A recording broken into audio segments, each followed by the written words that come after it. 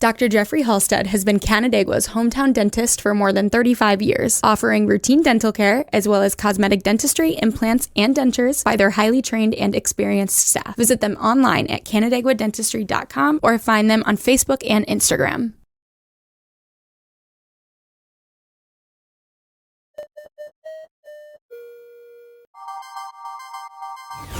Do you want to know what's happening in the Finger Lakes? We do too. We're going in depth with decision makers in the heart of upstate New York to get the answers you need.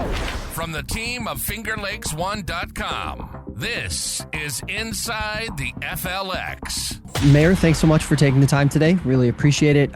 Let's start with budget discussions or the budget process. We talked a little bit about this the last time you and I got together here. Where do things stand right now? How quickly does this sort of shake out for you guys? Well, really, we've been talking about this as time has gone on. Started a little earlier. Our hard budget discussions start November 1st, and we have several meetings scheduled, through November. So the first one we do is bring in not-for-profits that are, asking the city for funding. And then the next couple of meetings, our department heads come in with what their needs are. A lot of this is done, with the city manager ahead of time, and he presents as a proposed budget. And then as the department heads and others come in, we review what their needs are. Obviously they come in with all their wants, and then we kind of get down to what the needs are, and hopefully get everything in there that needs to be done. This year, as we did at our council meeting the other day, we always approve going over the tax cap if needed. And that's just done every year, just kind of a housekeeping thing. And, in past years, we've been able to stay under that. And we'll see what happens this year. There's a lot of factors involved that come up with that number. We don't know what that number is yet with the tax cap. So that's always an interesting process. This year, maybe a little more difficult than others, the way the economy seems to be going and projections. And we've always been very fortunate to have, robust downtown, and just the area seems to be very good. Our occupancy tax seem to be the summer hotels seem to be full and running, and a lot of tourism in the area, so that all helps with the bottom line. So we'll just have to wait and see. And a lot of those numbers, like for the final quarter, we won't get till after the first of the year. So a lot of it's let's say a guess, but just learning from past practice what those projections may be. And when does council actually see that proposed budget from the city manager's office? Has that already happened, or is that something that happens a little closer to when those meetings in November take place? It'll be that first meeting in November. See that this is actual, budget for the whole city. When you think about this particular year, you mentioned a couple things that you see as potential sticking points or potential challenges. Is the state of the economy, inflation, kind of number one on that list of things that concern you? And what's your gut feeling in terms of what your expectations are for this process? I mean, it's going to come and go pretty quickly for a lot of city residents because, you're basically working with a month and a half. But I'm sure this is something you've been thinking about the entire year leading into this. So, walk us through, if you could, like where you are mentally with where you expect this budget to go. Well, every year, that I've been involved with it, great expectations. You want to give every department what they need. And it just gets down into, what can they need to, or what can they have, through the budget process, to get them where they want to be. Obviously, it's not an open book, open checkbook rather. So you kind of whittle that down, and then we have funds for contingencies for things that come up unexpectedly. There's always projects that we want to do that some years we've pushed them off for pushed them off for a year and finally do them. I mean, this year, obviously, the economy. I mean, it depends. You listen who you listen to. Some say that we're headed for a recession. The other ones, interest rates are coming down, and things are going to boom. Canandaigua was always just been very fortunate that that people want to come here. Our downtown's doing great. We need things like the big ticket items like car sales. That needs to pick up. That's where a good majority of the sales tax comes from. So I always go into this with great expectations, and hopefully we can, we're running a business basically, and I mean not basically. I mean we're running a business. The city is running a business, and with any business, you need to cover your costs, and you need to, cover the things that you need to provide. Our biggest things are a lot of that we don't have a lot of say in. A lot of the mandates, the state mandates, and things with wages, salary, that we don't have a lot of. Those are things that are mandated. Those numbers. There are, the salary is always a big thing. We're always competing with Monroe County, who's, their salaries that they're paying are a lot higher than ours. So we have to, come up with other ways. I think benefits are better than some places. So, I mean, that's always a big factor. There's some things that are under control and some things that aren't. Yeah. And to that end, I noticed on the agenda, not exactly sure how it actually went or the discussion actually went, but the overtime budget for the fire department, obviously that's a big unknown every year, right? You don't really know how that's going to play out.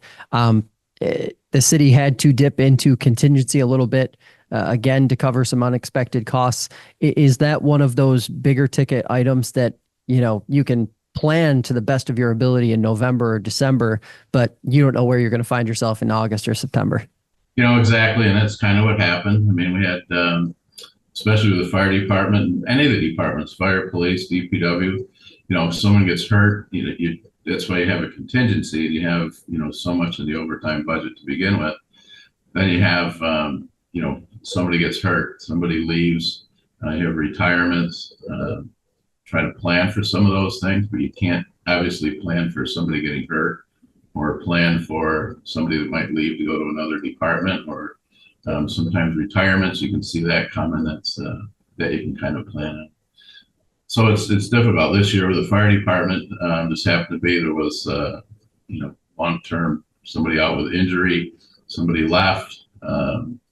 Some other factors came into it, and we did have to dip into those funds. And I was very adamant that we keep that, and we keep the 4 on duty. Fought hard for that, and so I mean there was a plan to go back to 3, but just really didn't want to see that, and so we did put the funds in there that would be that we'd have 4 on duty, through the end of the year. Yeah. Let's talk about something that I would assume is a benefit to a city like Canandaigua. An agreement was renewed between you guys and the city of Geneva, working through sharing IT services. When it comes to that particular agreement, which I believe is now closing in on 10 years old, you guys have been working together in that capacity. How much of a benefit is that in terms of being able to share that expense instead of having to foot the entire bill, or taxpayers in the city having to foot the entire bill? It's a huge benefit for Canandaigua and Geneva. We've done IT this year, and in the past years we've done assessment. Our assessors we share as well. So we renewed that, and I think this year a little different was we have an assistant assessor that will also be part of that share between the city and between Canandaigua and Geneva. So obviously it's a cost savings to the taxpayers, and there's a great team, IT and assessors team, and so to be able to share them, between Geneva and Canandaigua was great for both cities. I'm curious, as you look forward, especially with potentially challenging budget cycles, not just this year, but every year it seems to get more difficult. Is sharing services within communities or between communities kind of one of the few levers that a small city government has to pull in order to save some money for taxpayers? Oh, of course. And I think, we do share other services that maybe just as they come up, like we, with the public works, if we need, or if any of the communities, need a dump truck, need a backhoe, we've used the city school district, has equipment that we've, called on them or they've called on us.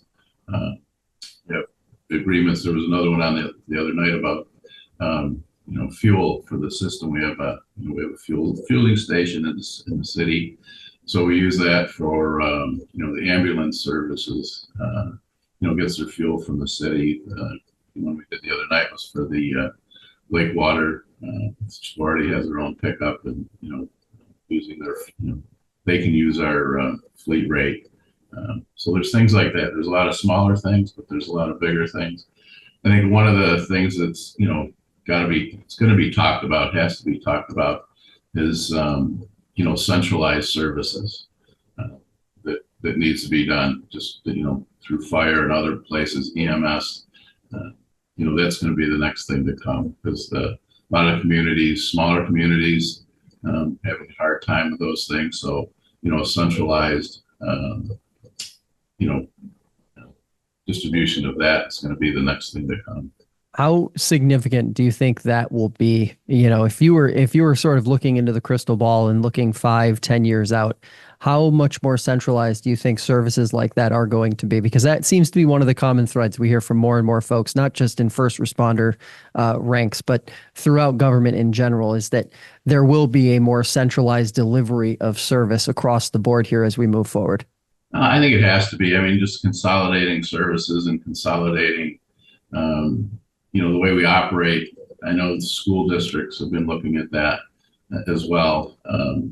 Even government has, and I know through the emergency services, it's going to be one that's going to have to come up. I think fairly soon. I mean, the discussions they're out there, but I think in the next 5 years, it's really going to have to be, a main focus of discussion. What has been, as you sort of listened, I'm sure you've listened to some of the chatter in the community and around the region about this. What do you hear? Like, how receptive do you think residents are to the idea of those types of services becoming more centralized? I think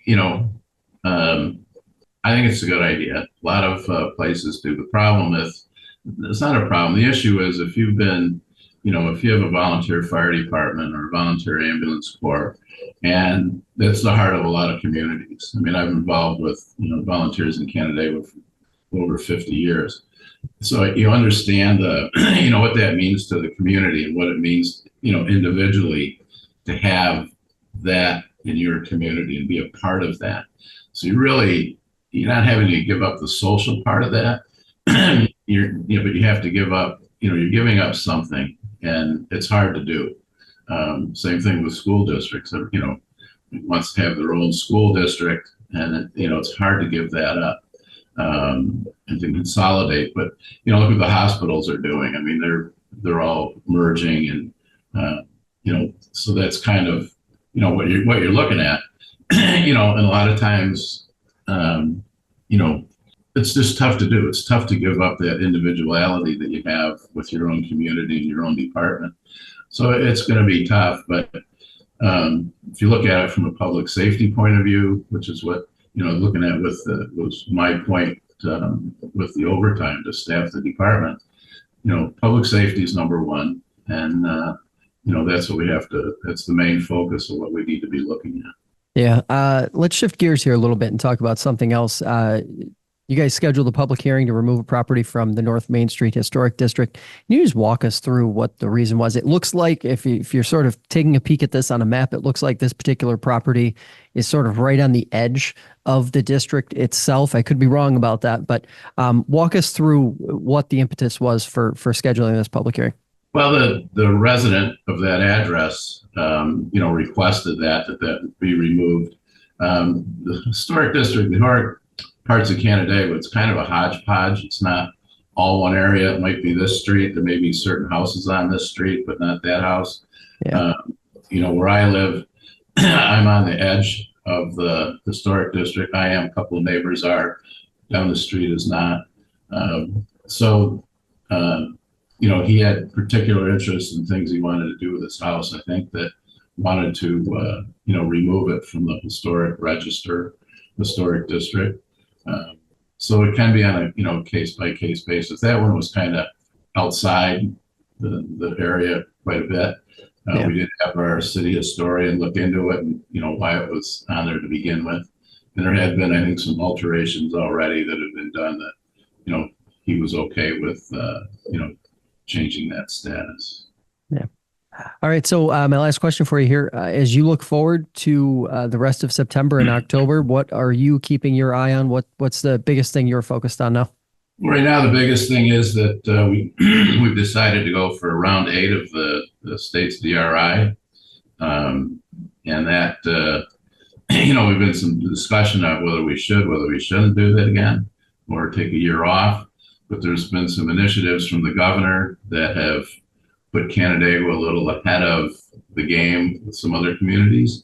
So we decided to do this again.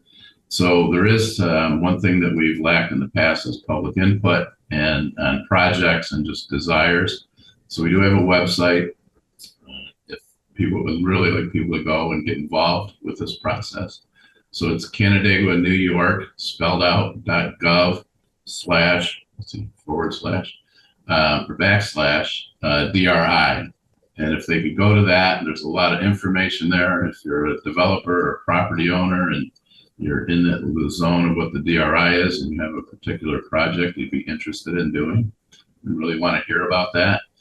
From the public, we want to hear about what your thoughts are, what you'd like to see. So the district, the area we're working with is basically from the old YMCA down to the pier and points in between. We might have to shorten that up, but for right now, that's it. So if there's something you'd like to see in that area, you know, we'd like to get your input. There will be a survey out soon, but there's information on that website, CanandaiguaNewYork.gov DRI. Trying to think, the other thing more current coming up this week is the 23rd anniversary of the 9/11 attacks in our country. And again, it means a lot to me to participate in those events and to remember that day. So in Canada, I know there's events going on in just about every community. In Canandaigua, on Wednesday, 6 o'clock, there's a ceremony at the American Legion on North Main Street. Starting at 5:15, there'll be a silent procession from the courthouse to the Legion.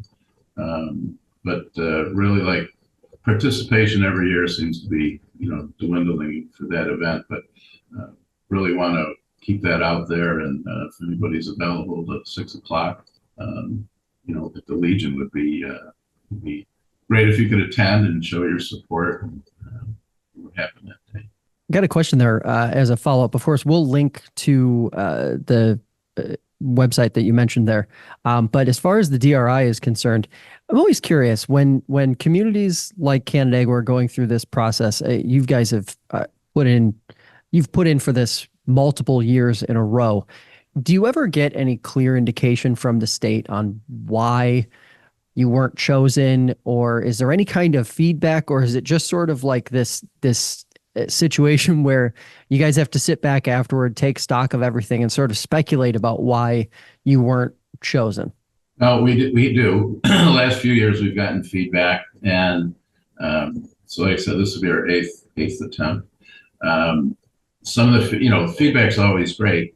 You know, one of them was that's why we're really asking for more public participation, public outreach, so that was one thing that we were lacking in.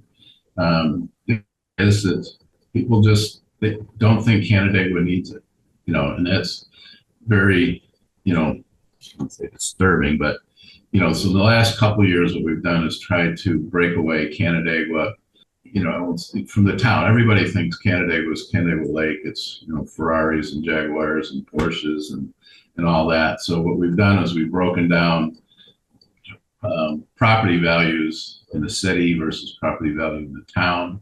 You know, surrounding the lake, we've done income differences between the city and the town. You know, we say that it's, you know, the school district, the percentage of students that, qualify for funding and for, meals and things that, we're not this, upscale, community. And so we try to show the differences between the two. And so this year, that's why we're putting a lot more time into public outreach, what the city wants to see, what developers want to see, let them show the course, so that hopefully that's one of the things that have been said has worked against us. So that's one thing that we're really working on this year. All right, Mayor, appreciate the time. As always, we'll be talking to you next month. All right. Thanks so much, Josh. Have a great rest of the week. Thanks for watching and listening to this episode of Inside the FLX. Check the show notes for links to everything we discussed today. And remember, new episodes of the show drop every Monday on YouTube, Spotify, Apple Podcasts, and the iHeartRadio app. If you have a question or a suggestion for a future episode, email news@fingerlakes1.com and download the fingerlakes1.com app for the latest breaking news. For the entire team here, thanks for joining us, and we'll see you next time.